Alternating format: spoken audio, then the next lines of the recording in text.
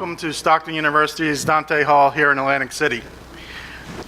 Thanks to the candidates for agreeing to this debate, and thanks to all of you for showing up and listening to them. My name is Dan Douglas, and I'm the moderator for tonight's debate, and I'm also the director of the William J. Hughes Center for Public Policy, the sponsor of this debate. Questions will be posed by Christian Hedrick of the Press of Atlantic City and Mary Jane Bryant, the News and Media Relations Director at Stockton. The timer is Kevin Coopersmith of the Hughes Center. By coin toss, the Republicans will go first in the order of questions. Each candidate will make a 2-minute opening statement and a 1-minute closing statement. With 15 seconds left in the allotted time, Kevin will signal candidates with a yellow card. And at the end of the time, Kevin will put up the red card, which means we ask you to stop. After the opening statements, the candidates will present it with a question. The first candidate will be presented with a question in which they will have 2 minutes to respond. The other 3 candidates will have 1 minute to respond.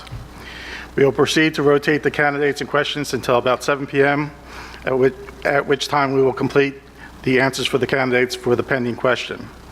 The candidates will make 1-minute closing remarks in the same order. In all of this, just as a reminder, Kevin will give us the 50-minute warning with the yellow card and a stop with a red card. We ask that no signs, brochures, or other printed material of any kind be in the hall during the debate. You may distribute the material outside the hall at any time. We ask that you hold your applause during the debate, except for 2 occasions when we invite you to applaud the candidates after their opening and closing statements.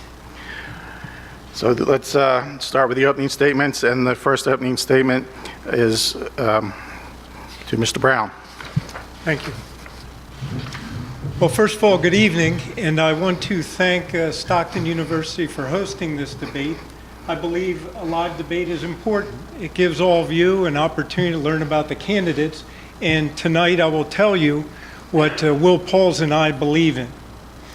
We believe that our working families deserve the opportunity to live the American dream, find a good paying job, raise their family, and be able to retire one day.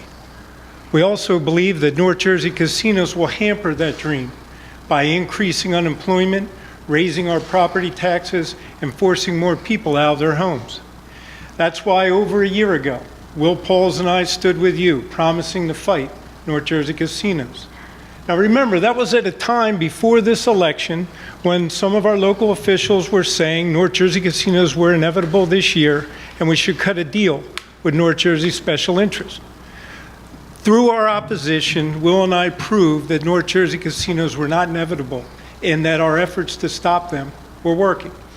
We have more work to do, and that's why we believe we need a fair tax stabilization plan for all of the middle-class families and retirees, not just one that freezes property taxes for the casinos. That's why I'm sponsoring a bill to provide our families an additional $1,000 income tax credit for your property tax relief. That's why I'm sponsoring a bill to help our seniors and retirees make ends meet by increasing the amount of retirement income exempt from your income tax. Listen, as a former judge and a prosecutor, I know how important it is to keep our families safe and healthy. That's why I voted to strengthen the law to keep guns out of the hands of the mentally ill, and why I'm sponsoring a bill to help families get their loved ones who are suffering from heroin addiction the treatment they desperately need. Thank you. Thank you, Mr. Brown. Mr. Mazzio?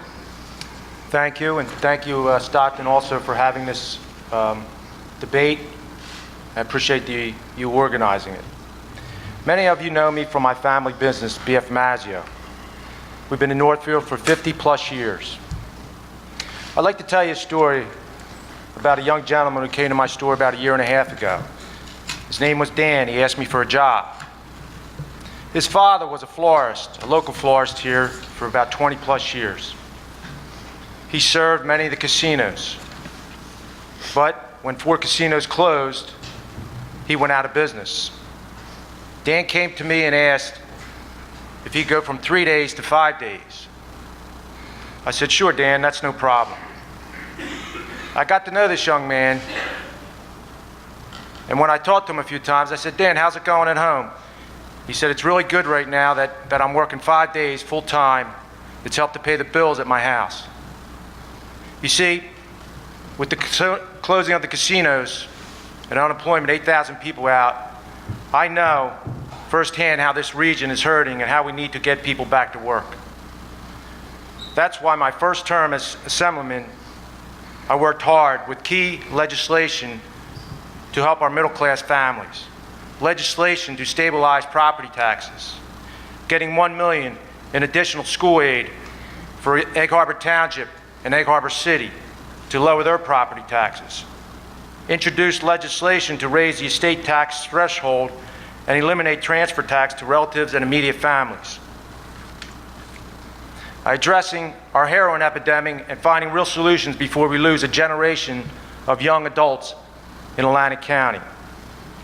This election is about choosing the best candidate who faced the problems in Atlantic County and will work on solutions. Tonight, I'm standing here proud of my record and looking forward to the debate. Thank you, Mr. Mazzio. Mr. Pauls, you're next.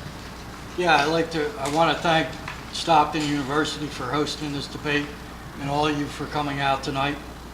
Atlantic County is still trying to recover from closing of 4 casinos within a year. Our unemployment rate is double digits. This year, nearly 3,000 families saw their unemployment benefits run out.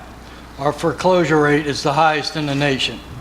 For more than 1/3 of our residents depend on social services offered throughout the county.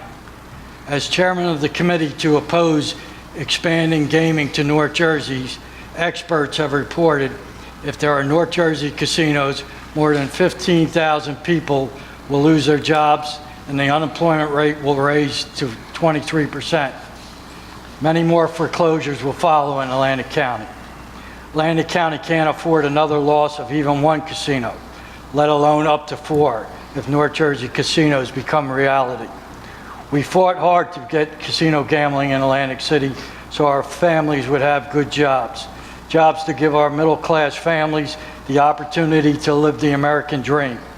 As part of the steering committee that helped draft Atlantic County's new economic development plan, I'm working to attract high-tech jobs to the aviation park and bring development to Bader Field.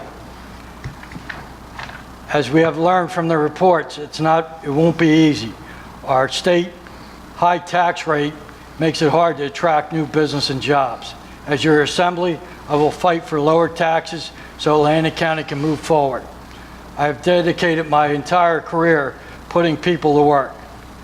Being your elected representative, my job continues to be making sure that nobody is left behind when it comes to finding a job. Vote for Chris Brown and me, Will Pauls, and we will continue to fight expanding gaming to North Jersey Thank you, and Mr. ensure Pauls. Atlantic City's transition to a destination resort. Thank you Very much. Let's get started with the questions, and Mary Jane Bryant will Can I give pose- an opening? Oh, I'm sorry, I jumped ahead. I'm so excited that we're here that I jumped ahead. Mr. Bell has 2 minutes and probably a few extra seconds for his opening statement. Thank you very much. Let me also thank Stockton University for hosting us tonight and everybody for coming out. Atlantic County stands at a crossroads. We're in a difficult economic situation as we try to diversify our economy, and we've been in that situation for many years. And when I first got involved in politics and decided to run for freeholder, I saw that there were problems, and there was a lot of blame going around and aspersions being cast, but nobody stepping up with real solutions beyond the rhetoric. So I decided to run, and I won.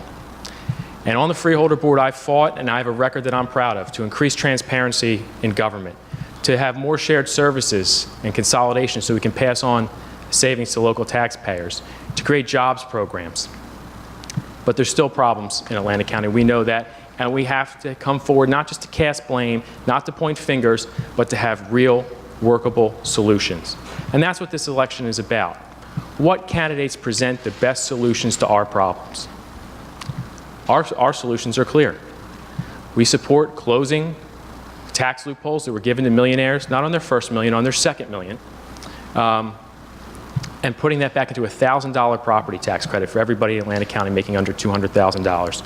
And as we face the worst foreclosure crisis in the United States, that's a real solution that puts real money back in people's pockets as they struggle to try to stay in their homes. We see the scourge of gun violence in this country. And we know that stronger background checks to ensure that individuals with mental illness do not have access to dangerous firearms is a real solution. That's something we stand for. We're not casting blame. We're not pointing fingers.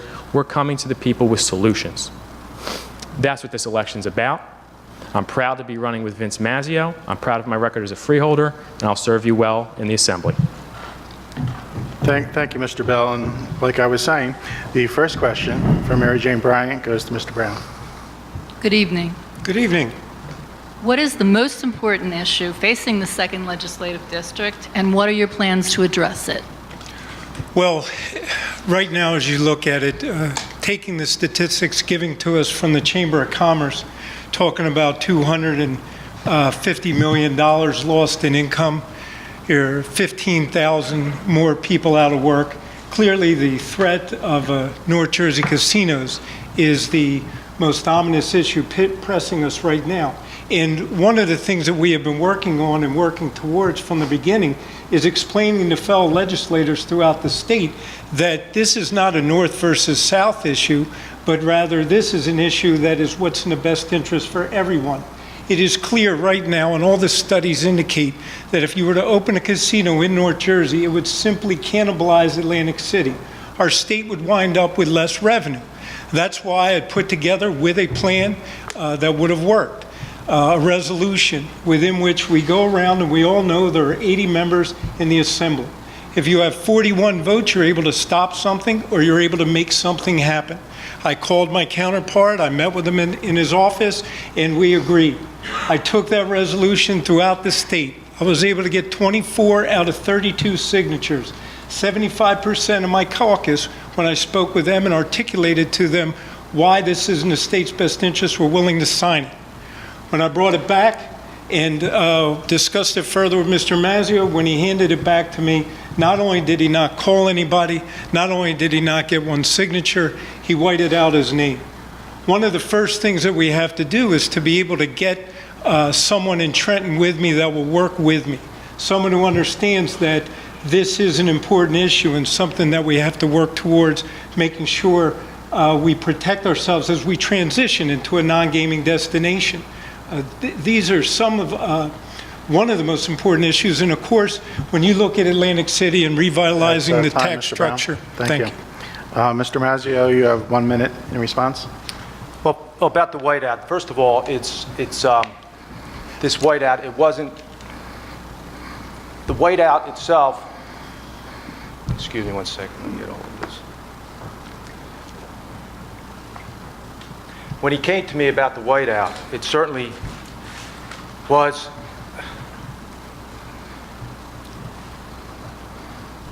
I didn't sign it because the office made a mistake, first of all. So-called resolution, it never was a non-binding, it was non-binding resolution. And the real question about Mr. Brown is, what would have that resolution done? What would it have done? It's a non-binding resolution. It wouldn't have had any, and it wouldn't have went anywhere, and it would put legislation up like that to try and stabilize. Mr. Mazzeo, that's your time. I'm sorry. Mr. Pauls, 1 minute, please. Vince, you know, it's not only the whiteout. You know, you were in the Law Journal paper, and I'm going to say a quote from that. If the Constitution was amended to say Atlantic City gets X dollars, you would consider that. There's another one. You know, you sponsored the bill for countywide tax assessment, which I sat on that committee in the freeholders to look at that. After you put it out there, you turned around and pulled it back. You know, you sponsored the pilot bill. Then when we met with the mayors, and we all four of us was at that meeting, we met with the mayors, you turned around and said you were going to support the mayors in a resolution to the governor to conditionally veto your own bill. I was standing there. This is what people have problems with. You're back and forth, back and forth, back and forth. On the casino issue of North Jersey casinos, We have been there from the Mr. Paul. beginning. Mr. Bell, for a minute. It takes some real chutzpah to say that Vince Mazzio has been back and forth when they're the only person standing on this stage who said they wish the casino referendum were this year like Freeholder Pauls did. It takes real chutzpah to attack somebody for being for the pilot bill when your running mate voted for it. Assemblyman Brown voted for it. Let's be clear. You run around with a non-binding resolution so you can showboat in front of the showboat and have a press conference, never introduced it. Never introduced it for a vote, yet claims it would have stopped casinos in North Jersey. There are no casinos in North Jersey, and that resolution was never introduced. There was no vote. You do it by talking to people, by talking to leadership, by meeting with other legislators and explaining to them the problems that would occur with North Jersey casinos. That's what Assemblyman Mazzio did. It worked, and we don't have it on the ballot this year, much to Mr. Paul's chagrin. Thank you. The next question is from Christian Hedrick for Mr. Mazzio. Assemblyman Mazzio, New Jersey lags behind the nation and neighboring states in job growth since the 2008 recession. Locally, the problem has gotten worse with the closure of 4 casinos last year. What have you done, and if elected, what will you do to increase job growth for the region? What policies need to be enacted? First of all, I will talk about the stabilization of the property taxes. We instituted this pilot bill. That's the first thing we have to do. We have 53% increase in property taxes in Atlantic City. We're not going to have anybody investing in Atlantic City or living in Atlantic City if we don't stabilize our property taxes. The property tax stabilization bill stabilizes the property taxes. Now, once we establish the property tax, stabilize the property taxes, we have to look for investment.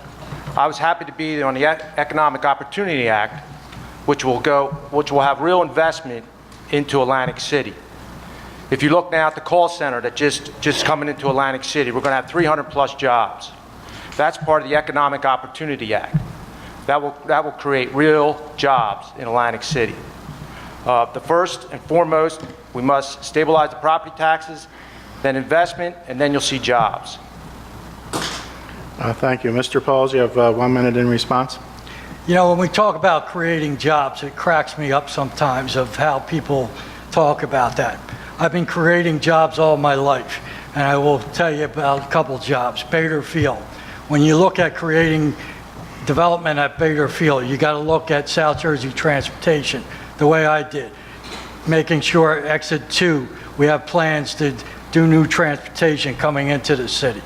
You know, also when Beasley's Point Powerhouse was talking about bringing the gas line, I spoke 7 times in front of the Pinelands Commission on that. That job alone will bring 1,000 jobs to our area. It keeps the tax base down in Tuckerton the way it is.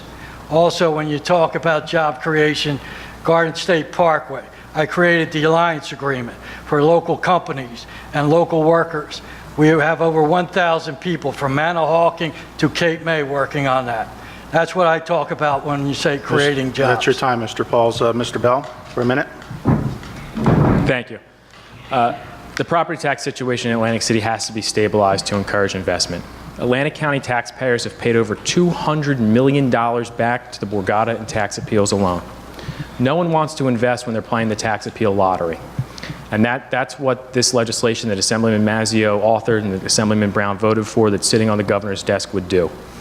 We support the creation of an urban enterprise zone in Atlantic City to create economic incentives. The governor opposes it.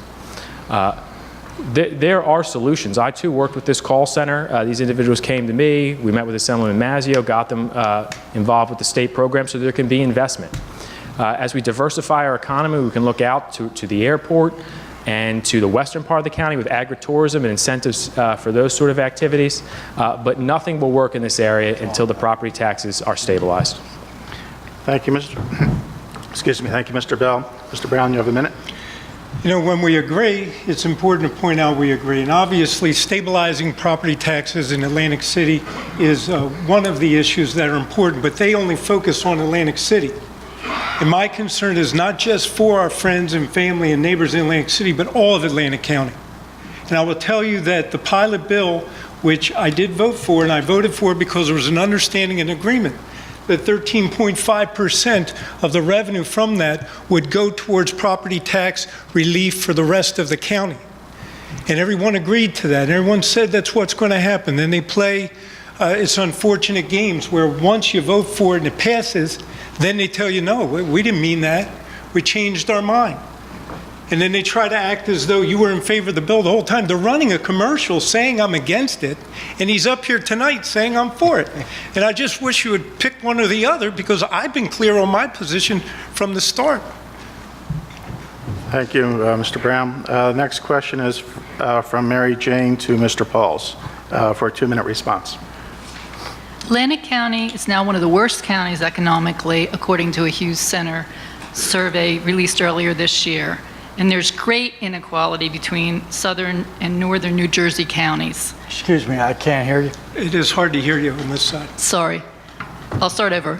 Atlantic County is now one of the worst counties economically, according to a Hughes Center report released earlier this year. And there's great inequality between southern and northern New Jersey counties.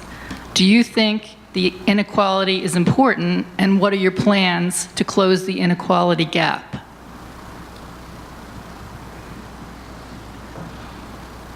If you're talking about creating economic development in Atlantic County, we've sat on that steering committee and looked at all of Atlantic County, what the growth would be in Atlantic County.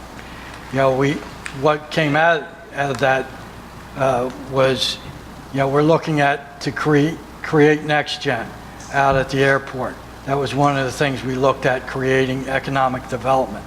You know, we have Joe Sears that is taking that program. We're looking to create the first building. You know, some of the projects that are already going to come there, they're already looking at $3 million of development coming there. You know, also teaming up with Stockton College over the last couple of years. You know, I'm chairman of 911. We're looking to do shared services for our first county dispatch. You know, that's another opportunity to team up with Stockton in a lot of areas. And Stockton will be part of research.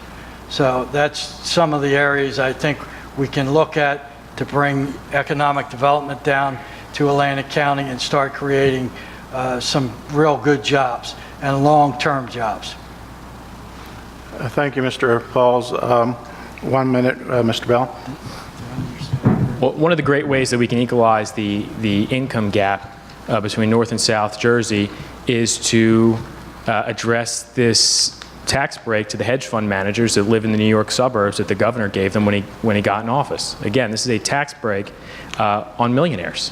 And all we're asking is for these people to go back to paying what they paid when Governor Christie came into office. They get the tax break on their first million. On their second million, they go back to what they were paying before, and that would give a $1,000 property tax credit to everybody making under $200,000, which would disproportionately benefit us here in Atlantic County. And that's money that not only goes to a mortgage payment, it helps someone fix the leaky roof, to buy new tires for their car, to put food on the table. It's an investment, and that investment, discretionary income, helps stimulate the economy down here. Thank you, Mr. Bell. Mr. Brown, you have 1 minute.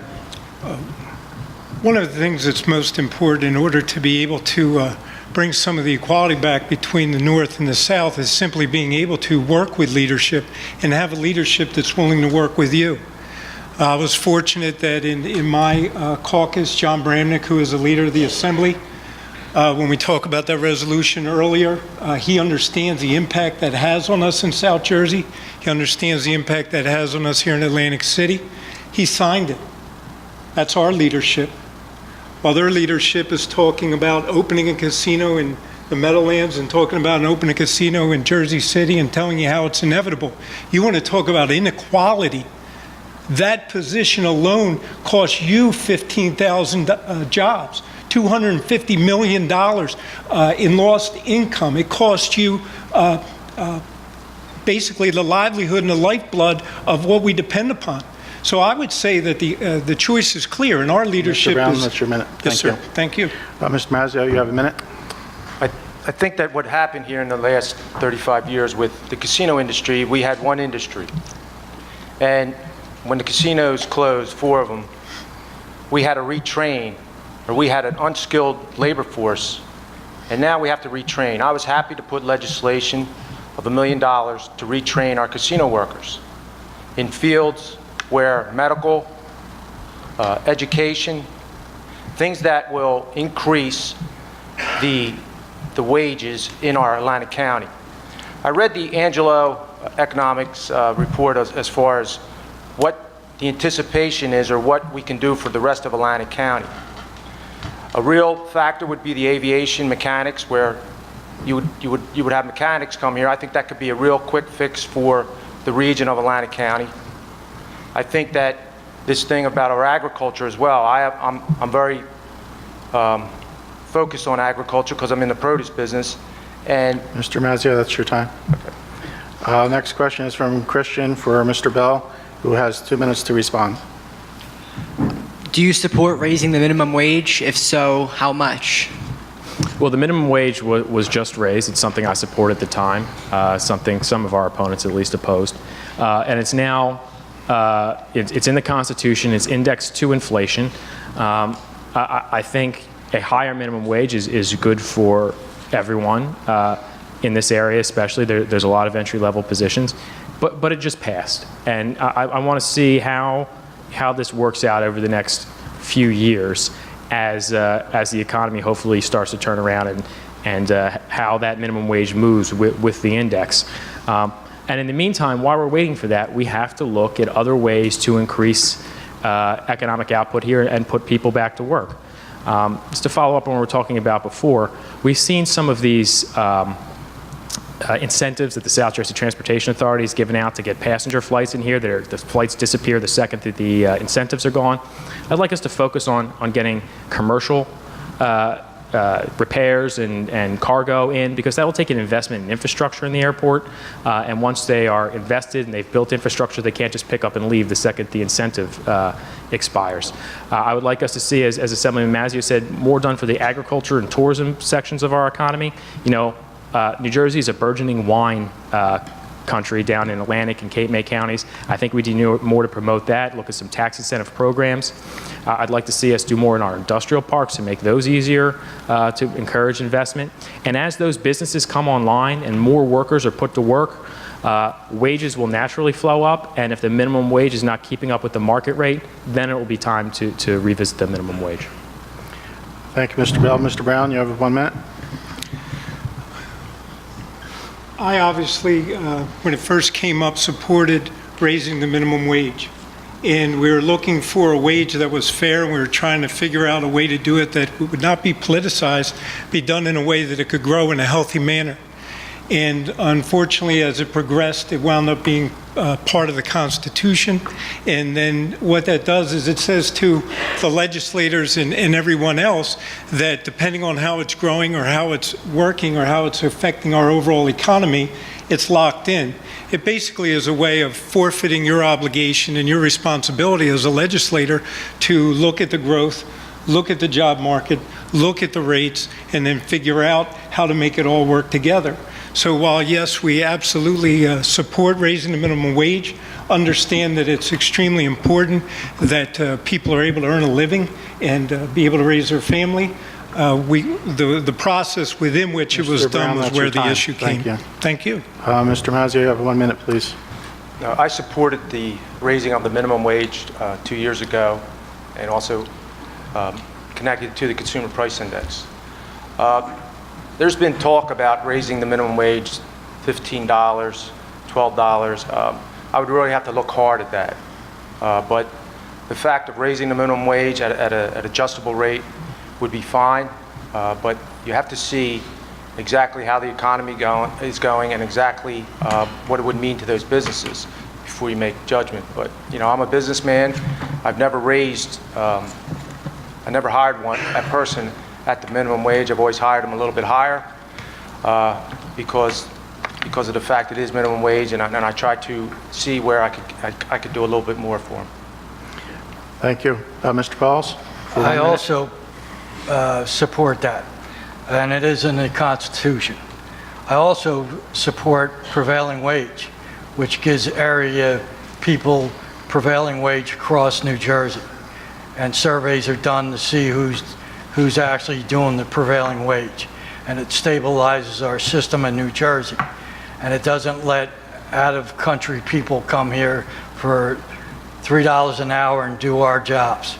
So on state jobs and county jobs and local jobs that taxpayers' money are, we have the prevailing wage underneath that. And that keeps our wages up. Prevailing wage is very important for all of us in New Jersey. Also, you know, talking about next gen, that creates a whole different type of jobs, high-performing jobs. It gets us into a new, different market of bringing wages way up. And that's what was in that Mr. Pauls, that's your survey. time. Thank you. Christian, you have a question for Mr. Brown, who will have 2 minutes to respond. Brown, do you support raising the state income tax for high-income earners? Would that be $250,000, $500,000, or $1 million? You know, right now, what we need in the state of New Jersey are jobs. And when you look here in Atlantic County in particular, with the highest unemployment rate in the state, that needs to be our focus. And the truth is, as reported in the Star Ledger, the tax that my friends across the aisle are talking about affects 250,000 mom and pop small businesses and puts at risk 1.6 million jobs, 1.6 million. Simple tax that sounds good in a 5-second soundbite. You have to really look at who it affects and how it affects them. And what's interesting is New York gets it. And you look at New York, the state of New York lowered their tax rate below New Jersey. And they lowered it because they understood that they have to be competitive. And they're stealing our businesses, they're stealing our jobs right across the border to New York. And so anybody who tries to give a soundbite just says, well, you just have to tax them and it'll solve our problems, is truly being disingenuous and misleading you. Because the truth of the matter is, as Carl Redding, who came to Atlantic City, he is an African-American, former Marine sergeant and aide to Al Sharpton. And he tried to make a business and make a go of it here in Atlantic City, and he closed it, and he blamed New Jersey for the high taxes, and he moved to New York. And so if you look at it and you understand that New York gets it, and New York, I think no one would disagree, is a more liberal, left-leaning state and ideology, and I agree with them. I agree with their philosophy that you have to be competitive, that you have to compete. It doesn't surprise me that the response in the look to find an answer is through another tax, because we had a vote against a $1.3 billion tax increase that our friends across the aisle voted for. Mr. Brown, that's your time. Thank you. Yes, sir. Mr. Mazzio, you have a minute, please. You know, you talk about Atlantic County and what that would mean for Atlantic County. $1,000 for people making $200,000 in property tax relief. I mean, this governor has shown it time and time again that when he came into office, he cut state aid, he cut school aid, he cut homestead rebates, and senior property tax freeze. You think about it, right now we're at a freeze of 70,000 at the threshold. If it was 84, how many more people would have more money in their pocket? The fact of the matter is that we're talking about 0.1% of the population of New Jersey. And it's a tax break for millionaires. Thank you, Mr. Mazzio. Mr. Pauls, for a minute, please. Part of the steering committee I was on for the Atlantic County when we were looking at the economic problems we had here. One of the major things we looked at was high income tax in New Jersey, and one of the top things was high corporate tax. If you look at our brothers and sisters across the river in New York, they just lowered both of them, which created growth and economic development right now. If I was elected to the Assembly, I would really like to look at that.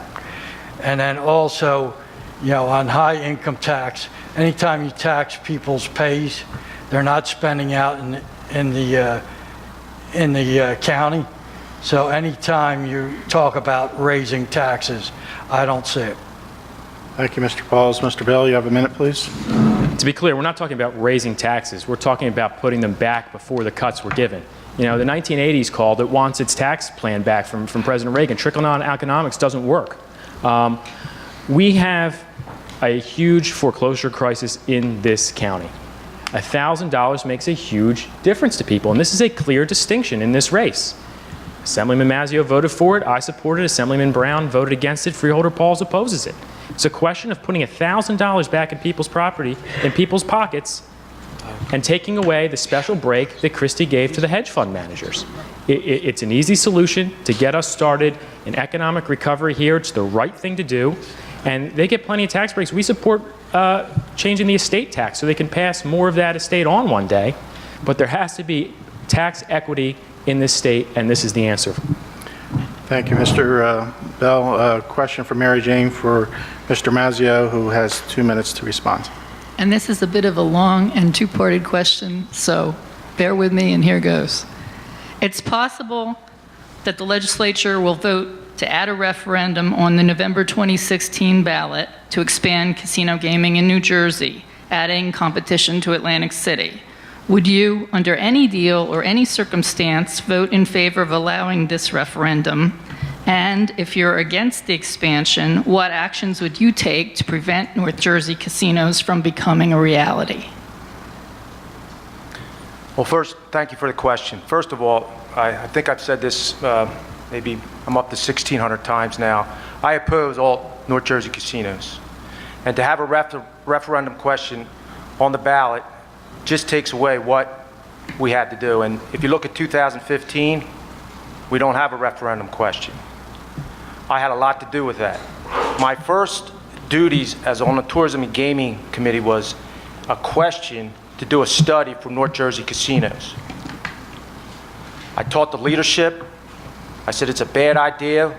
My first time I'm coming up here and you're putting this on there and I don't want it on there, and they took it off and it became discussion. So my first active duty in the legislature suppressed that. I've taught the leadership many times about how it's very bad to talk about North Jersey casinos, and I've taught the leadership, and I've gone around to each leadership, the minority leader, the Speaker of the House, and told them that it's a bad idea. And you know what?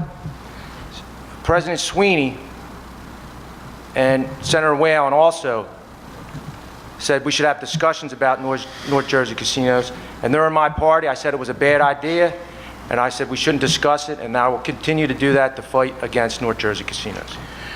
Thank you, Mr. Mazzeo. Mr. Pauls, you have a minute to respond.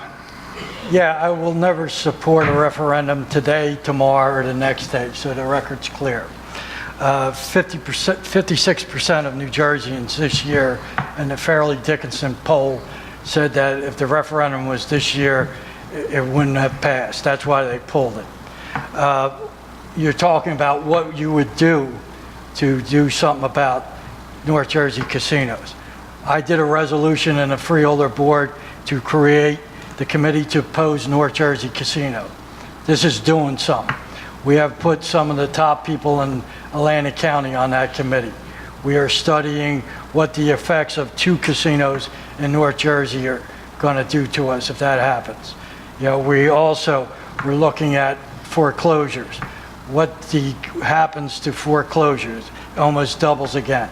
So I have been out there. I have done something. I have created the committee to oppose North Jersey casinos. Thank you, Mr. Pauls. Mr. Bell, you have a minute, please. Well, I'm glad that Freeholder Pauls is being clear with you now, because he got on the radio in July and said he wished the referendum happened in 2015. Don't take my word for it, Google it. He said it. So we can't have these dangerous mixed messages out there about North Jersey casinos. You know, my father was a day one gaming employee, worked in the day the resorts opened. My entire life until he retired in February, put a roof over our heads, food on the table for my brother and I. I know how important casino jobs are here in Atlantic County, and I would fight with everything that I have to stop them from getting on the ballot. You know, having funny press conferences and creating committees to oppose things, which, by the way, I volunteered to serve on, and the Republican Freeholder Board refused to let me on it, so they can use it as a political tool to go around and showboat. It's a bipartisan committee. Well, you should have let me on it then. We're absolutely opposed to it. I'll fight against it. Okay, okay, thank you. Thank you, Mr. Bell. Mr. Brown, you have a minute, please. You know, I thought I saw it all until I saw an ad that said that somehow we're in favor of North Jersey casinos. And Harry Truman said, and ironically, when Harry Truman felt the Republicans were distorting things, he said, the philosophy is, if you can't convince them, confuse them. And that's all they're doing. Colin Bell passed a resolution, which was non-binding, asking Vince and asking me to get that resolution through the Assembly. Let me say that again. He passed a resolution and asked us, he said, hey guys, get that resolution done, get it done for us. So I went ahead and got 24. The difference is our leadership, John Bramnick, he signed it. And you call it a funny press conference? When I stood on that boardwalk with the people from Showboat, the people who lost their jobs, who were looking for leadership, looking for somebody to stand up with them, looking for somebody who cared about the working class, not just sound bites, not just trying to make yourself look cute when you stand up on stage, but actually somebody who will fight for them. Time, Mr. Brown. That's who you owe an apology. Let's hold the applause, please. Hold the applause. Christian, a question for Mr. Pauls. You have 2 minutes to respond, and I got to ask the audience to please refrain from expressing your opinion until later on at the end of the evening. Mr. Pauls, the Casino Property Taxation Stabilization Act ends casino tax appeals and allows casinos to make payments in lieu of taxes. But it's possible that this bill may result in the raising of taxes on regular Atlantic County homeowners. Who stands to benefit from this bill and why? Well, I'll tell you what I did on that bill. As a freeholder, I put a resolution up to oppose that bill. And that pilot bill, what that did, it was, when I looked at it, it was 15 years too long. It left out the county taxpayer. The wording in that bill was there'd be a consideration for county tax. You know, how do we take that back to the county taxpayer and say, you know, we have no numbers, no nothing, there's a consideration. It takes $30 million, and this is really important, from the CRDA yearly. That will stop job creation. If you look at Atlantic City right now, Harrah's Convention Center was part of CRDA funding. Bass Pro. These type of jobs will now be done on reinvesting in Atlantic City. So the pilot bill, I had a resolution not to support that. Thank you, Mr. Pauls. Mr. Bell, in response, 1 minute. Thank you. I wish Assemblyman Brown had seen that resolution before he voted for it. Here's the thing. If the property tax appeals lottery continues, our taxes on all of Atlantic County will skyrocket. Taj Mahal, assessed at age 60, goes down to $250. That's $15 million more in taxes that the other 22 towns and the homeowners in Atlantic City are going to pay in increased property taxes. We have to stop the bleeding. That's what this legislation does. And they talk about this 13.5% as if that was something to do with Assemblyman Mazzeo or all side of the aisle. That was an agreement between the Republican county executive and the Republican mayor of Atlantic City. And then to use that as the excuse for changing your mind on a legislation that you never proposed an amendment for, when it was time to debate, you said nothing except sat on the floor of the Assembly and voted yes, and then came back and as soon as campaign time started opposing. That's the problem with politics. Thank you, Mr. Bell. Mr. Brown, you have 1 minute, please. You know, my concern all along are not 2-second sound bites, but they're working families. The working families, particularly as you look in Atlantic City, and right now under this pilot plan, they have frozen the taxes for the casinos for 15 years. They've deferred $50 million in health and pension payment, and they've deferred only 1 year of a $30 million input. So that means next year, when the budget falls short $80 million, who's going to pay it? All of you. every working family in Atlantic County. Trying to throw something together in election year, trying to bamboozle people is not the right way to go about it. Now, they will say, well, you voted for it. When there was an agreement reached, nobody yelled against this thing more than I did. But not to bring Washington-style gridlock. When Senator Whalen called me, asked me to support the bill, when there was an agreement that would have at least protected the county taxpayer, Mr. Brown, that's your time. Thank you. I agreed to work with them. Mr. Mazzio, for a minute, please. Well, how are we going to stop the bleeding? This pilot bill, we had 53% increase in Atlantic City taxes in 2 years. 53%. And we talk about this 13.5%. It was an agreement between Atlantic City Mayor and County Executive. And I come from the mayor's side of the aisle, where I don't care if they come up with this 13.5%, if that's fine, that's good. But it has to have an agreement between the Council of Atlantic City and the Freeholder Board of Atlantic County. But the idea of a 15-year plan, hey, there's $494 million in debt from Atlantic City. $494 million. How are we going to pay for that? What do you guys suggest? Well, sit down when you need time. Come on. Sorry. But these bills are going to do what they have to do, but the other side of the aisle, the Atlantic City budget, they have to cut their budget $40 million, which they did. That's your time, and Mr. also, you have to Mazzio. look at Atlantic County Mr. budget as Mazzio, well. Thank you. Question from Mary Jane for Mr. Bell for a 2-minute response. This district is unique in that there's split representation in the assembly, and the incumbents have battled each other over various issues. It's possible that after this election, representation will be split again. So on what issues can you work together, and how can you work together to help the district?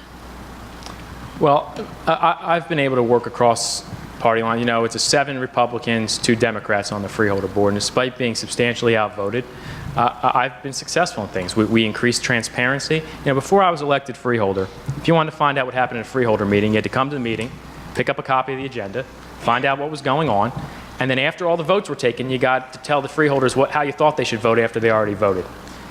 My first meeting, they added a $750,000 expenditure at the end of the meeting with no public notice. I voted against it. And I came back and I had the rules of the Freeholder Board changed so that now the agendas and the resolutions are posted on the internet ahead of time, and you have a chance to actually comment on things before we vote on them instead of afterwards. And I did that despite the fact I was substantially outvoted. And when I see a good idea on the other side of the aisle, I can work with it. You know, Assemblyman Brown sponsored a bill in the legislature that allowed the veteran set-aside program to create jobs for veterans here in Atlantic County. I tried to introduce that on the Freeholder Board. Now, Freeholder Pauls was running for office at the time and spearheaded the opposition to it, and it was defeated. But I recognized something that the that Assemblyman Brown, that I agreed with, and I worked with it. Now, it was voted down the Freeholder Board, but we went to Galloway Township and Hamilton Township and other Republican-controlled municipalities in this district and were able to enact it, a program to help provide jobs for veterans here who are looking for work. So I know how to work across party lines. Listen, what's right is right, even if it's not always popular, and just because something comes from our side of the aisle or their side of the aisle doesn't make it always wrong. I've disagreed publicly with Senator Whalen. I've disagreed publicly with Senator Sweeney on things. That's okay. As long as we are always working together to advance the interests of the district. Thank you, Mr. Bell. Mr. Brown, you have a minute in response, please. The first thing I want to point out is that if you're going to work in a bipartisan way and do something that you agree with me, you ought to call me, send me an email, just fill me in. This is the first I've ever learned that you thought that a veterans bill was a good idea and that you tried to move it, and that's the difference. If you're going to work bipartisan, then you share and you work together. When I stood on the boardwalk with the representatives and the families and the men and women of Showboat, we presented ideas. One of the ideas was to eliminate deed restrictions. And it upset me tremendously that this casino was not only closing a profitable casino, but bidding to open an $800 million casino in New York while hurting our families and our friends. And so when I drafted those bills, I called Vince. And then I drove to Vince's office. And I sat down with Vince. And Vince agreed. And he signed them with me. And then his party didn't move them. But we work together, and I will continue to work together. That's how you do it. Mr. Mazzio, a minute in response. You know, Mr. Brown, you mentioned about always that my party doesn't move things. When is it my job to do your work? It's your job to help folks. When is it my We're not job doing to do back your and work? I come from the municipal side, where in Northfield, for 2 of my 11 years, Democrats had control. So 9 of those years, it was Republican control, and we got a lot of things done. We did shared service with a shared chief. We did a shared court, saving taxpayers money, hundreds of thousands of dollars, interlocal sewer.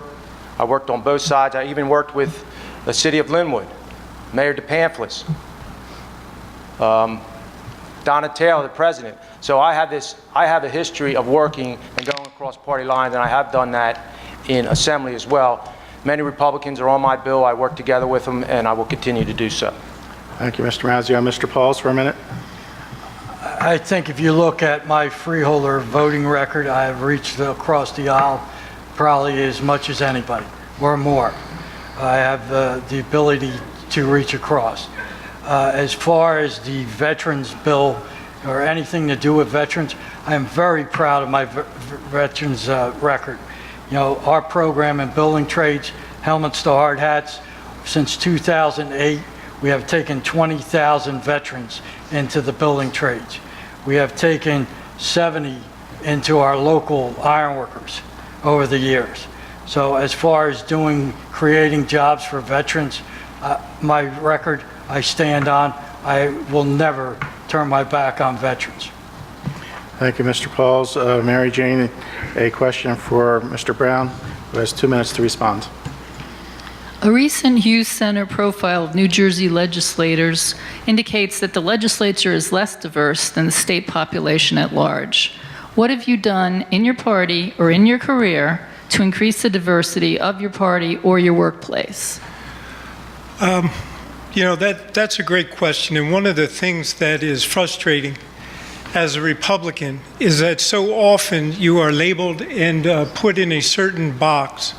And when you look at my lifetime and what I've done for everyone in our community, you know, I was blessed to grow up in a house. I had a Jewish grandmother who married my German Baptist grandfather, who somehow had a Catholic son who married a Protestant. So if I don't get into heaven, I don't know how, because I think I got all my bases covered. But what I learned is that as long as there is love and as long as there is understanding, that is all you need, that we are all interconnected in life, and what you do to your brother, you do to yourself.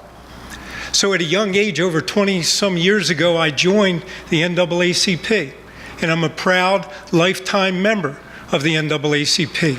I see members that I served with back when I was on the Legal Redress Committee. And I did it because I wanted to do it, because I understand, because we as a society can only grow and can only improve if we bring everyone with us. And the only way to do this, perhaps to see some white guy show up at Jethro Church. But if I can make that small difference, if somebody can look at me and say, you know what, he cares, he appreciates, he knows that we matter. You know, I read a book for the second time, I Know Why the Caged Bird Sings, by Maya Angelou. And she was born in Stamps, Arkansas, or as we say on the jitney, Arkansas. And I can look at her as an African-American woman and appreciate that she can know why the caged bird sings. But as a white guy looking in, I can tell you I'm just amazed that that That's your time, that Mr. Brown. caged bird sings. Mr. Mazzio, response. Thank you. I have a history as being a mayor of Northfield. I got to appoint people on the planning board, and I tried to appoint women. I appointed a Latino. I tried to diversify the planning board. And also when I ran for mayor and I won, I was successful, I was a councilman at large, I got an appointment for a woman to run to take my spot. She lost the next race, but I've always looked at that as something that we should do, that's at our duty when we're elected officials, to try to help and diversify because we come from different parts of the world, different parts of the cities, states. So we have to get everybody's input. It's very important. Thank you, Mr. Mazzio. Mr. Pauls, for a minute. Yeah, I think each party should diversify, and I think our county Republicans are trying to start diversifying more and more. Our women Republicans in our club are really striding forward. I just spoke at that last week. As far as giving minorities opportunities, I have always looked to do that inside my own business. State just did an audit on our union for what we do for minorities and women, and we passed with flying colors. I look at my daughter sitting in the audience. As I raised her, made sure she was aware of every opportunity out there. Within 2 months, she'll be Dr. Jen Baldwin. I am very proud of how we raised her and what she knows we stand for. Thank you very much. Thank you, Mr. Pauls. Mr. Bell, for a minute. I think you can see the diversity in the Democratic Party, especially in this county, and in the candidates that we run for office. I think we've shown that time and time again. But the real way to increase diversity, whether it's in the legislature or any other level of government, is to diversify the electorate, to ensure that people have access to vote, so that the legislature or the freeholder board or local government looks like the society that it represents. And that's something that I strongly support. We need to make it easier to vote in this state. We need to get rid of some of these restrictions that people have tried to place on it. You know, I sat there when Assemblyman Mazzio was going through that recount 2 years ago and watched every single vote out of Atlantic City and Pleasantville be challenged by the other side when they didn't challenge votes from anywhere else. Let's make it so people have access to the vote, and then the legislature and the freeholder board will look like the society that it represents. Thank you, Mr. Bell. Final question, round the question from Christian to Mr. Mazzio for 2 minutes. 2 recent surveys by the Hughes Center's Stockton Polling Institute show a stunning lack of knowledge about basic civics and a lack of civic education. What would you do to remedy the situation? Well, I've always been an advocate for school and public school. I think it's important that we have to have a conversation with the school districts on exactly what we have to do. But I think, you know, there's a bigger issue here. The resources are dwindling in our state. We have to find more state aid as far as and school aid for our school districts. The real problem in civics and mathematics is it's going to be something that we have to look at to the future, because it's very important as far as our engineering. So right now I would talk to the leaderships and try to get funding for the school district. Thank you. Thank you, Mr. Mazzio. Mr. Pauls, for a minute, please. I think we're talking about giving back and educating people on how to vote and everything else. Government, right. So I kind of got misunderstood there. You know, in my union, you know, we take great pride in bringing our youth up. And I've done it with my own kids. You know, my mother and father taught us how to give back to the community. You know, how to get people involved is you really have to start educating them. And it's very important to do that with the youth, how important it is to vote. You know, we have like a 98% voting record in our local. Throughout the building trades we have, and that's because of what we do to educate our youth and how you do that in your own household. And I've been brought up that way for a long time. Thank you, Mr. Pauls. Mr. Bell, for a minute. I think it's incumbent on government officials to go out and engage the community. I've been a guest speaker at the Atlantic Cape Community College to a government politics class every semester since I was elected. But I agree with Assemblyman Mazzio. You know, more has to be done in terms of emphasizing civic education in schools. I'm proud to have been endorsed by the NJ-2 in this election because I stand with strengthening our schools, strengthening their budgets so that they can provide this sort of education to students. And we have to make people understand that, you know, your vote means something. And especially in the youth. I was out at Oak Crest High School a couple weeks ago with their mock election, where I graduated from. It was great to be able to speak to the students and showing them that the impact that their vote has on their lives. Thank you. 1 minute for Mr. Brown, please. I will tell you this, if you want to help children, you want to help the schools, keep politicians out of them. You want to help them? Keep all of us out of them. Because the minute that we start trying to tell the educators, oh, you want to have this curriculum, last I checked and what I understand is STEM is the future. Science, technology, engineering, and math. But you get somebody who for a soundbite wants to introduce civics and make that number one. I will tell you right now, part of the problem with our state is legislators who want to stick their nose into everything and anything. If you want our children to succeed, you allow the people who have the education and are trained to teach them, and you allow them the opportunity and you give them the tools. And then when you encourage the family involvement, and then you encourage the community involvement, each one of them, those children know that they're loved and that they're cared for, and you provide them that education, Mr. Brown, that's your they time. will thrive. And now we're going to go for closing statements, 1 minute for each candidate in the same order that we started the debate. So the first minute goes to Mr. Brown. All right. Goes fast. I want to, of course, thank you, and I want to thank Stockton for hosting this debate and all of you for being here tonight. It's very important. I am so blessed, and I need to thank my wife, two of my 3 children. My older son, I said, hey, we got the debate tonight. He goes, yeah, Dad, I got something else. So my mother-in-law and Billy, thank you all so much for being here. This is an opportunity for all of you to learn a little more about the candidates. And I hope after this hour you've learned a little more about Chris Brown and Will Pauls and what we believe in. We know that our families and retirees face a number of challenges ahead.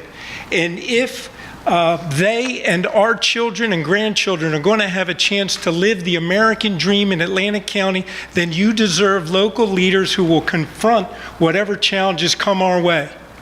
Local leaders who are independent, local leaders who are honest, local leaders who will fight for you. Mr. Brown, that's your time. Mr. Thank you. Mazzio, a minute, please.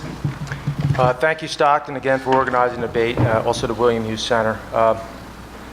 Tonight, I hope it was conveyed to you what the differences are in the candidates.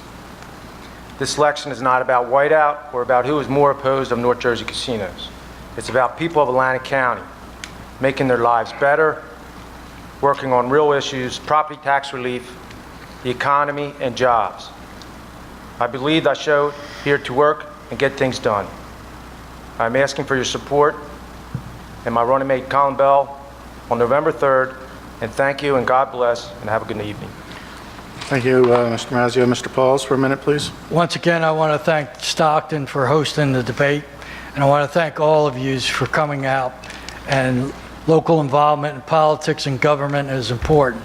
In return, you deserve independent assemblymen fighting for you in Trenton. I stood with Chris Brown over a year ago on the boardwalk to oppose North Jersey casinos with Democrats, Republicans, and local leaders. Our opponents were nowhere to be found that day. Chris Brown and I have been fighting against North Jersey casinos and for lowering taxes. Our opponents say our efforts are meaningless and voted for higher taxes. When you decide who to vote for, think about what the candidate stood for before it was an election year. I am asking you for your vote this November for Chris Brown and Will Pauls. And I really thank you a lot for everything you did here tonight, and God bless you all. Thank you, Mr. Pauls. Mr. Bell, you have the final minute. Thank you.